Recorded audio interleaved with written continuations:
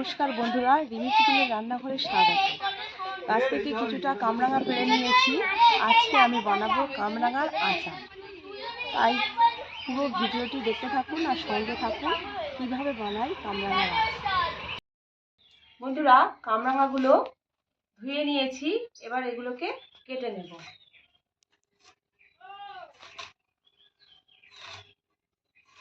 এইভাবে কাটছি।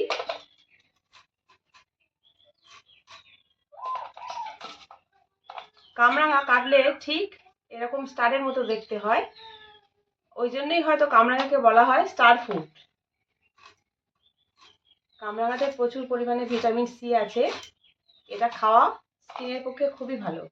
তাই এখন আমি একটা খেয়ে দেখি।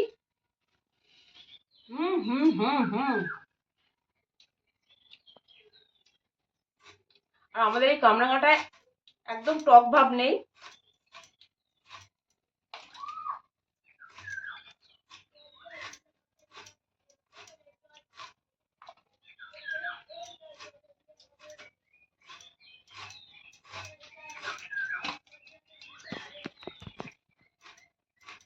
কামরাঙা কাটা হয়ে গেছে। এবার এই কামরাঙার আচারের জন্য একটা ভাজা মশলা করে নেব। প্রথমেই কড়াইতে দিচ্ছি 1 চামচ ধনে, 1 চামচ জিরে, আর দিয়ে দিচ্ছি 1 চামচ মৌরি, আর দিচ্ছি একটা শুকনো লঙ্কা। মশলাটা মিনিট 3 ভেজে মিক্সিতে গুঁড়ো করে নেব।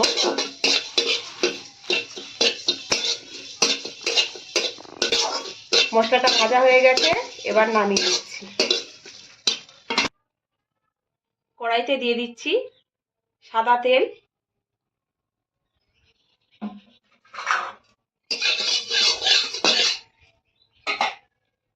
এর মধ্যে দিয়ে দিচ্ছি 5 ফোড়ন, আর দিয়ে দিলাম একটা শুকনো লঙ্কা। এবার কামরাঙাগুলো দিয়ে দেবো।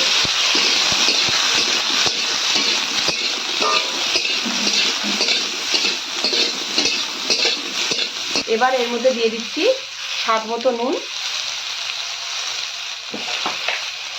আর হলুদের গুঁড়ো।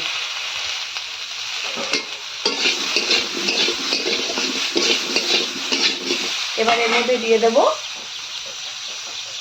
লঙ্কার গুঁড়ো,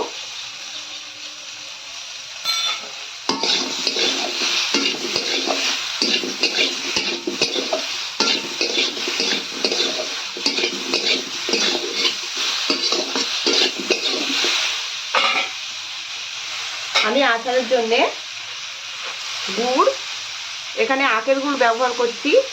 পুরোপুরি গুড় দেব না, গুড়টা দিলে কালার ভালো আসে। দিয়ে দিচ্ছি আখের গুড়, আর এর মধ্যে দিয়ে দেবো অল্প করে একটু চিনি।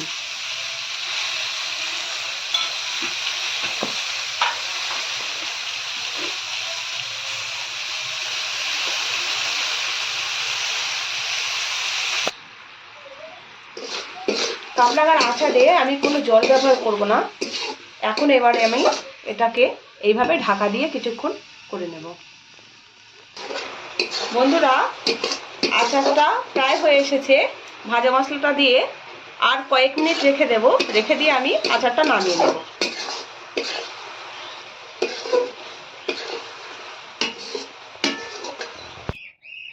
বন্ধুরা, তৈরি হয়ে গেছে কামরাঙার আচার।